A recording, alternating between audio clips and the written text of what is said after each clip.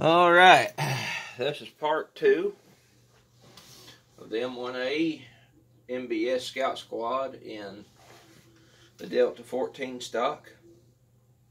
The stock itself is really lightweight. I will say this, with the first 4 added, it does make the M1A just a touch front heavy, but this gun is no more heavier than how my M70Z PAP is. Alright, and I've got the red dot on.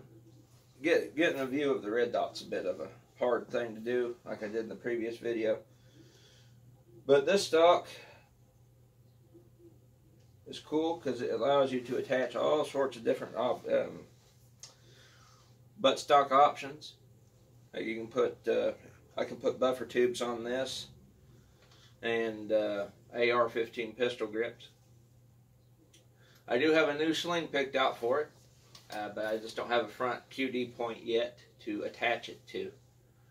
But it's a Black Hawk Tactical padded sling that I'm going to put on this bad boy.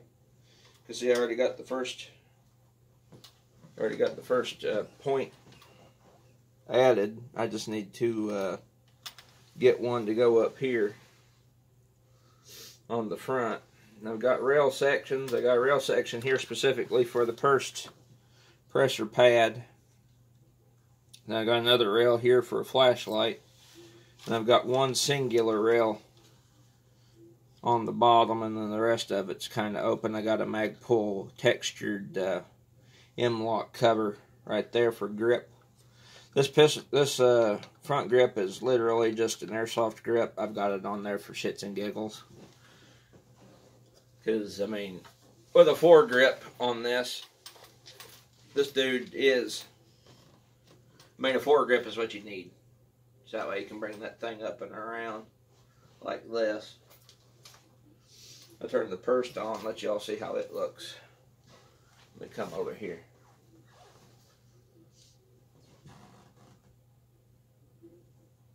I enjoy having that green laser on there, because that makes, like, you could just turn it on for up close and shoot. I will admit, with this curved trigger and pistol grip, I've never shot an M1A with a pistol grip, so this is kind of new to me.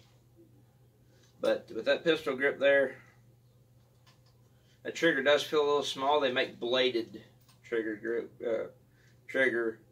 attachments for M1A triggers, kind of like to make them straight. I might get one of those for this.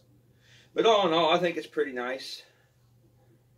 It adds a lot of modularity to the M1A system, and the stock only weighs like 0.71 pounds by itself before you introduce the action or any attachments. So it's already got like something like the EBR chassis beat by Sage International. In weight, I mean, yes, it is front heavy like I said, but I mean, it's the M1A, you're going to get it. You got to know what you're getting into. So, but that could be, you know, figured out in time.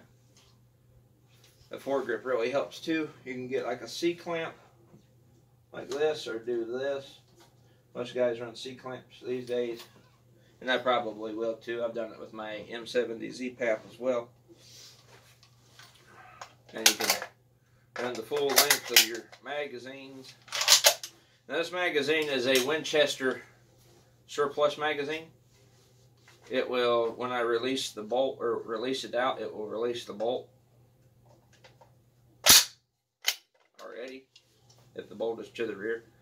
Kind of a defunct thing with this one, but it is a surplus mag. It has a little W on the back end. So yes, it's a perfect way to bring your M1A M14 system into the 21st century and not have to go through all the rigmarole of an EBR. You do need to Dremel a little bit. Now, I would suggest if you're having problems where it's binding up like it was with mine, because it would bind up about right there. I'll bring it up. It's binding up about right there with the original trigger group in. I would see if you might need to switch trigger groups. If you have two M1As, definitely run both trigger groups in there to see if your action is, like, you know, fitted for that. Because the trigger grip that came with this particular M1A was a bit stubborn. So I've got the trigger group for my M1A loaded in there. Of course, I've already said that. If you want to see a full rundown of what was the issues and what I did, go to part 1. Most of you guys who watch this immediately have already seen part 1. But in future videos, because lately, I mean, and it happens quite a bit, I'll make a video like this where I talk about this stock and all that for the M1A, and it'll go a few months, no traffic at all, and then I'll, like say about this time next year or early into next year, it'll blow up. I've had that happen several times, especially on videos that I don't intend to have as reviews and stuff. Them blow up as well. And another issue I've been running into, but this one could be fixed, is the stock comes loose back here on the threading. See, it's got like one of those nuts for like an AR-15 buffer tube. That can be fixed, but it walks loose. So that is what it is. I've got it the way I want. I just need to work out some of the bugs and refine it. I am going to hydro dip the stock from here on up, and the camo I'm going to choose for it, for the hydro dipping, is French Lizard camo, what I'm wearing right here.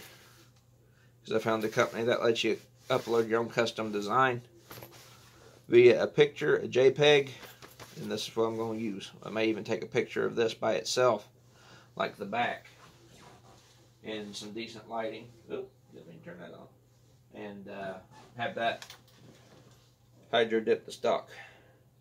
I got ideas. I'm going to get a VZ molded pistol grip for extra grip, because this has like an old standard A2 on there with the, I love the thumb or the middle finger grip. I don't like them smooth ones. That's just me. And I'll be looking at some options for the foregrip and the flashlight. But other than that, this is just the next step in this M1A's life. Can't wait to get out and shoot it like this. Well, anyway, guys, this has been Pluscom by 51mm. I'll catch you all in the next video. Peace. Gotta turn this off. Later.